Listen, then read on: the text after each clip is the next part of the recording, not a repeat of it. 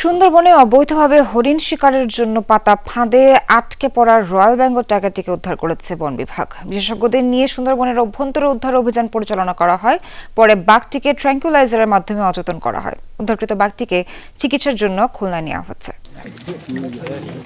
পুরো সুন্দরবন জুড়েই যার দাপুটে বিচরণ, সেই রয়্যাল বেঙ্গল টাইগারই অসহায় অবস্থায় চোরা শিকারীদের ফাঁদে। সুন্দরবন পূর্ব বন বিভাগের চাঁদপাই রেঞ্জের সহকারী বনরক্ষক জানান, মোংলার বৈদ্যমারী ও জয়মণি এলাকার মাঝামাঝি সরকির খাল পাড়ে বনের ভেতর পেতে রাখা চোরা শিকারীদের ফাঁদে আটকা পড়ে বাঘটি। শনিবার এই খবর পান বন বিভাগের কর্মকর্তা কর্মচারীরা। সকালে যে কুয়াশা ছিল, কুয়াশার ভিতর দিয়ে যাইতে পারি না। পরবর্তী আমরা নিশ্চিত হয়েছি যে আসলে ফাঁদে আটকে গেছে। বাঘটা এবং সম্ভবত বেশ শক্তিশালীও আছে। আমরা সেটাকে রেস্কিউ করার জন্য বন বিভাগ আমরা সার্বিক চেষ্টা করতেছি। বাঘ উদ্ধারে বিশেষজ্ঞদের নিয়ে রোববার সকাল থেকে অভিযান শুরু করে বন বিভাগ।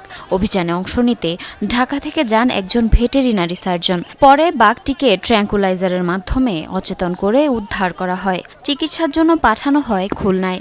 আমাদের যে ঢাকার টিম সহ আমরা রেস্কিউ করলাম। এটা আসলে একটা দুঃখজনক ঘটনা। এই বাঘটা পুরুষ বাঘ, অ্যাডাল্ট বাঘ। অজ্ঞান করে এখন আমরা এটাকে নিয়ে যাচ্ছি রেস্কিউ করে। সঙ্গে সঙ্গে স্যালাইন দেওয়া হচ্ছে, কারণ হচ্ছে এত বেশি দুর্বল যে ঠিকানো মুশকিল। সুন্দরবন জুড়ে অবৈধ শিকারীদের দৌরাত্ম্য কমাতে বন বিভাগের নজরদারি বাড়ানোর দাবি স্থানীয়দের।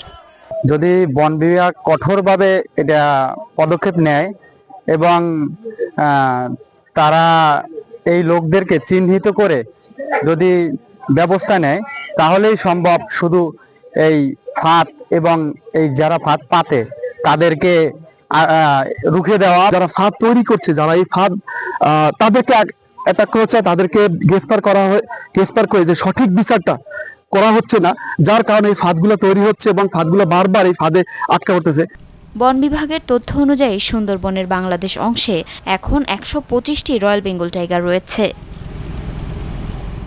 জারিন অর্নি, যমুনা নিউজ।